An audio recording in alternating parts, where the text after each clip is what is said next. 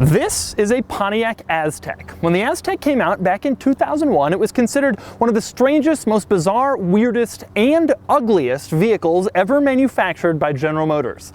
Today, more than 15 years later, I'm starting to think it's kind of cool. This particular Aztek is a 2005 model from the car's final model year, and today I've borrowed it from a viewer here in Pennsylvania to give you a glimpse into Aztek life. First, I'm going to give you a thorough tour of the Aztek and show you all of its quirks and features, and then I'm going to get it out on the road and tell you how it drives. And finally, I'm going to give it a Doug score. But first, a little overview of the Aztek. The Aztek was sold for 5 years, from 2001 to 2005, at a time when General Motors was desperately trying to convince people that they were cool and hip, even though they had spent the last decade making cars from 5 different brands that looked identical. Every Aztek had a 185 horsepower 3.4-liter V6, which was considered underpowered even at the time. And of course, every Aztek had the same shape, which was considered to be tremendously ugly by every car magazine, every newspaper, every human with eyes. The ugliest was the 2001 model year. The entire bottom half of the car was taken up with gray plastic cladding, and they had 3-spoke wheel options. 3-spoke hubcaps for the base model, or for the upscale one, 3-spoke alloys. It wasn't pretty. Pontiac did away with the cladding and those stupid wheels after the first year, but it was too late. The damage was done. The Aztek was already branded weird and unattractive. The Aztek started at $22,000 back in 2001 and had a huge price cut the next year in order to try and get more people to buy it, but that didn't really work. Fun fact, the Aztek had a luxury version. It was called the Buick Rendezvous, and while it didn't share the same weird styling, it did have the same platform, the same architecture, and the same powertrain.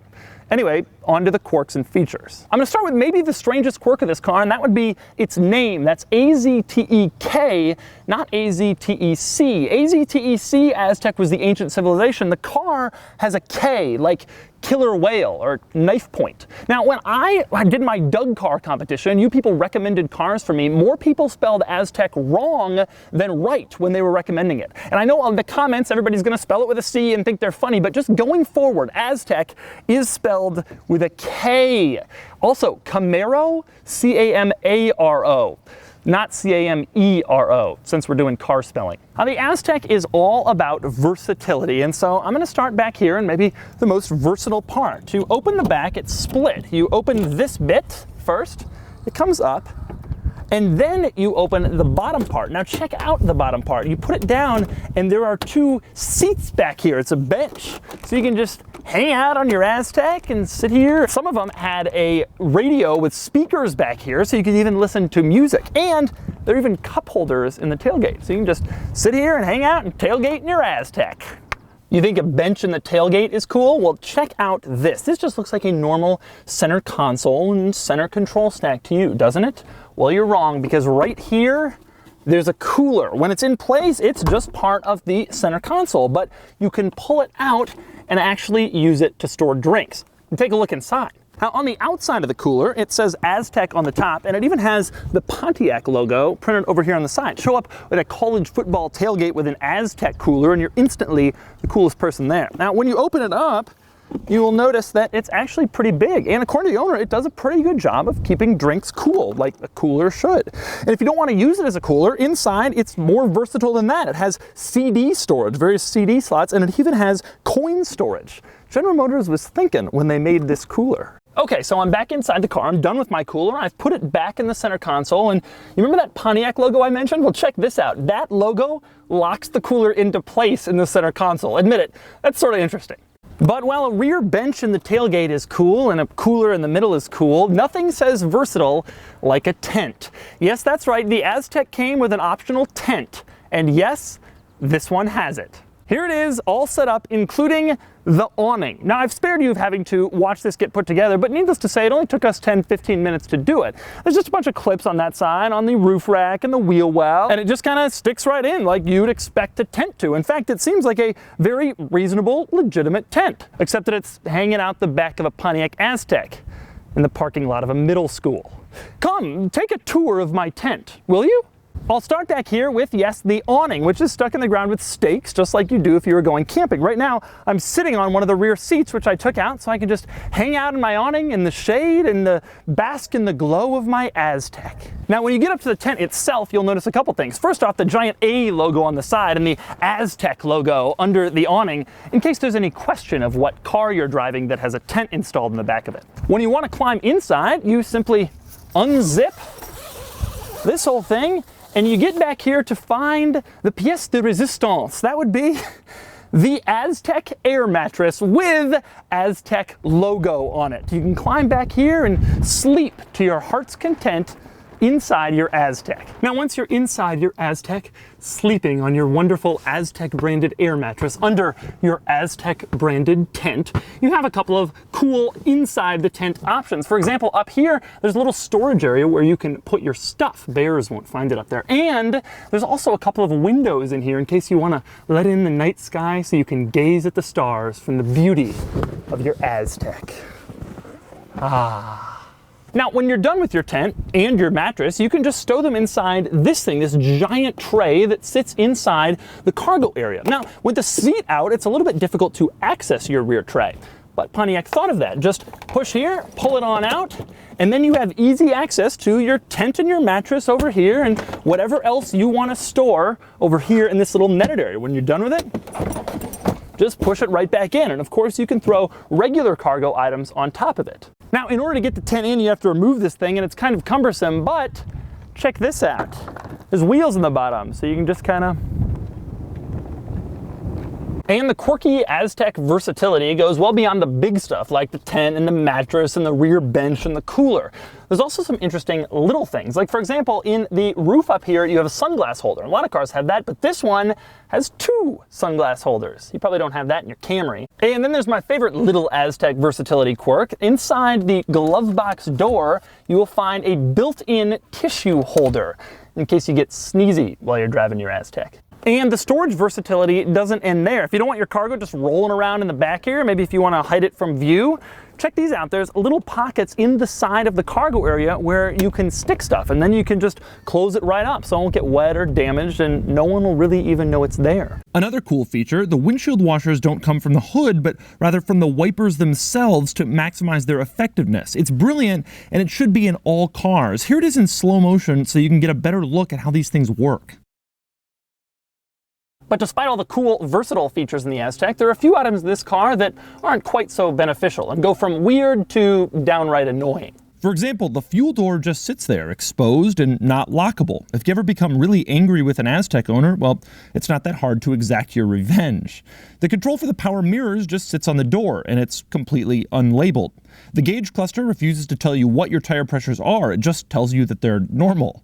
Unlike every other SUV with a folding rear seat, the Aztek's back seats fold directly in half, meaning anytime you want to put down the seats and carry a large item, the middle seat becomes unavailable, and the Aztek becomes a car for 3. And speaking of that middle seat, its seatbelt comes out from an asymmetrical and rather odd hump in the ceiling. Then there is, of course, the styling, the absolutely bizarre double hood design that makes the Aztek look like it has 4 front grills, or the large front overhang that makes it look like it has a huge beak, or how about the giant split rear glass with a huge visibility-destroying bar directly across the middle of your rear window. And finally, there's the best hidden quirk. Pontiac never actually got rid of the plastic cladding. I never knew this. I always knew the 2001 Aztek had that gray plastic on the bottom, and later Azteks were all one color painted, but as you can see, they never actually changed the material, they just started painting the plastic, and it looks very mismatched when you get up close. But let's go back to the Aztek's appearance for a second. That is obviously one of its most unique traits. These days, every crossover looks about the same, a function of crash safety regulations and interior packaging and fuel economy wind tunnel testing and aerodynamics, and everything has just gotten dull. The cool cars are the ones that stand out, and that includes the Aztek, even though it's a little bit weird looking. This car got a huge bump in popularity when it was featured in Breaking Bad, and I wouldn't be surprised if someday people start to really appreciate the Aztek, just like people are starting to buy those old boxy Volvos that everybody thought was really ugly when I was a kid. It also helps that you can't really go wrong buying an Aztek. The average asking price on AutoTrader right now for an Aztek is just $3,600, plus whatever the tent costs. Speaking of AutoTrader, go to autotrader.com/oversteer for more of my thoughts on the Aztek. Right now, time to get it out on the road. All right, so we're driving the Aztek now. I'm flooring it. You know, it accelerates. Here's a nice little bend here. Oh, yeah, it's got some body roll. It's exactly as I expected. It's not that fast, and it's not a performance car, and that's kind of the reality. One of them is this grab handle, which is just hilarious. Can't believe that's a real item inside an Aztek. It's got a nice floaty ride to it, which is bad when you're going around corners, but it's a 45-mile-an-hour road without, you know, stoplights, whatever, and so it actually just feels kind of nice and cushy, which is about what I'm looking for. This one day, someone will be in 2040, someone will be driving along in a modern futuristic car that drives itself, and they'll see an Aztek on the end and they'll be like, oh, Aztek. It drives it like you'd expect it to. It drives like a car that, you know, there's not really that much surprise to this car in terms of the driving experience. But I mean, that was part of the thing with this car. General Motors had to build it on an existing platform. And so even though it's got all this weirdness that I've already gone through inside of it and all these weird versatile features and some kind of cool stuff, they then had to fit it onto an existing powertrain, platform, transmission, and so at the end of the day, it was always going to kind of just drive like a General Motors vehicle. Everything seems reasonable. The visibility is pretty good. Those weird angled back windows don't harm things that bad. Like this bar is starting to annoy me more and more. As I look back there, I can see what's directly behind me, which is helpful. This bar in the window and back. But I notice it is obscuring what's like way back there. So I can only see maybe 100 feet behind me, and then the rest of the road is kind of cut off. When we're going down a hill and the back of the car is pointed towards the sky, it really kind of screws things up. You can't see anything. Yeah, so the wind noise is coming off the roof racks. Other than that, the car is reasonably quiet. In fact, I'm surprised how little tire and road noise there is. It's reasonably quiet, especially for a 15-year-old, well, this one's only 12, but the Aztek being a 15-year-old General Motors car, you'd think that cost $23,000 or whatever. And this car is just in such good shape. So this one only has 78,000 miles, which is, in Aztek world, is nothing. I was on AutoTrader this morning looking at them, and they all have 150, 180,000 miles. Actually, a nice, reasonably comfortable ride. The seats feel nice and comfortable. GM at this time was focused more on like comfort and smoothness and ease of operation than anything else. I think the large buttons are hilarious. The large, terrible plastic buttons are hilarious. It's so funny how far GM has come. The coolest thing about this car, the driving experience is relatively normal. It feels like a car, like you'd expect. The coolest thing about this car is that you're just driving an Aztek, and so you know you're driving down the road in this opinion-splitting, bizarre, weird, potentially cool, kind of enthusiasty car. So that's the Aztek. Ugly? Certainly. Weird? You bet. But there's a certain appeal to a bright orange, highly versatile crossover with unique styling in a world where everything else kind of looks the same. Plus, it includes a tent. And now, on to the Doug score. Starting with the weekend categories and styling, I think this car is aging fine, especially among today's crop of lookalike crossovers, but I'm trying to be objective here, and I know most of you don't think that. The Aztek is routinely named one of the ugliest cars ever made, and so it gets a 2 out of 10, just shy of a 1 because, really, at least it's interesting. Next up is acceleration. It does 0 to 60 in 9.4 seconds, which gives it a 1 out of 10. Handling is bad. Body roll, slow steering, exactly what you'd expect. It gets a 3 out of 10. For cool factor, the Aztek is starting to grow on me. Check the title of this video. But the category takes into account how the general public feels, and if you show up at a valet stand in an Aztek, they'll hide it in the corner of the parking lot, facing the other direction. It's still seriously uncool to most people, and it gets a 2 out of 10. Finally, importance. They made thousands of Azteks, thousands too many, some would say, but it's a significant car in the sense that it's emblematic of General Motors' odd and questionable decisions from this era. I think it earns an easy 7 out of 10. I know that's a high score, but everyone knows this car. It's still talked about all the time, and I've always said this category is basically a measure of whether you'd put it in a museum, and I think the Aztek would easily earn a spot in my car museum. Still, that doesn't do much for it. Gets a measly 15 out of 50 in the weekend categories, the worst score yet. Next up are the daily categories that measure how much you'd like to drive the car every day. Starting with features and equipment, the Aztek is undoubtedly low on technology, but it obviously has some cool stuff that prevents it from getting a truly terrible score, so it earns a 4 out of 10. Luxury measures comfort and smoothness. The Aztek is a little bit more comfortable than average, but wind noise from its factory roof racks knocks it right down to an average score of 5 out of 10.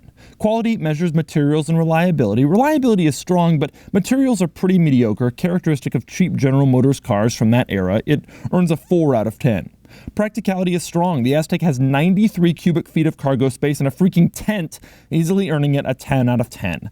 Finally, there's value. This is a kooky, odd car that stands out from the normal SUV pack. It's low on tech and performance, but high on specialness, more than just about any other car for $3,500. Then again, it's also a low-grade GM car, and most people wouldn't pay a penny for that ugly face. So I'll be safe and stick with a 5 out of 10, giving it a total daily score of 28 out of 50. Yes, the Pontiac Aztek is a better daily driver than the Lexus LFA.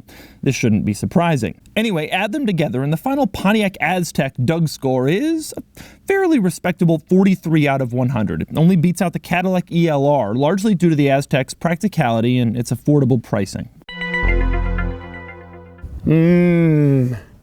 Aztek bed.